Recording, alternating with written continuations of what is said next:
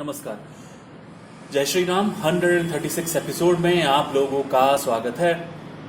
Topic is दर्शन कब।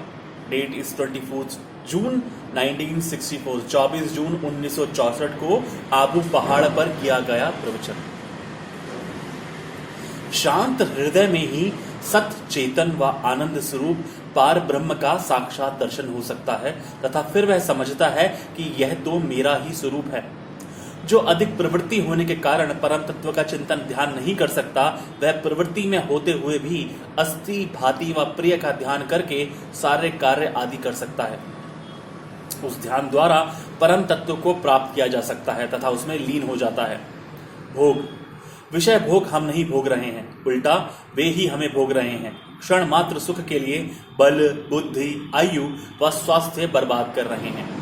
वह क्षण भर का सुख भी भोगों में नहीं है, वह भी हमारे मन की स्थिरता होने के कारण, इच्छा निवृत्त होने के कारण प्रतीत हो रहा है। तब जो आनंद मिला वह हमारी आत्मा का ही है, न कि भोग भोगने का। इच्छा निवृत्ति से मन शांत होता है तथा आनंद मिलता है। सिर्फ वही सच्चा आनंद है। इसलिए सभी इच्छाओं व वासनाओं का त्याग करो तो मन शांत हो तथा भीतर आनंद मिले। जो आनंद स्वरूप पार ब्रह्म परमेश्वर का स्वरूप है वह हम स्वयं हैं। इच्छाओं के त्याग में ही सच्ची शांति है।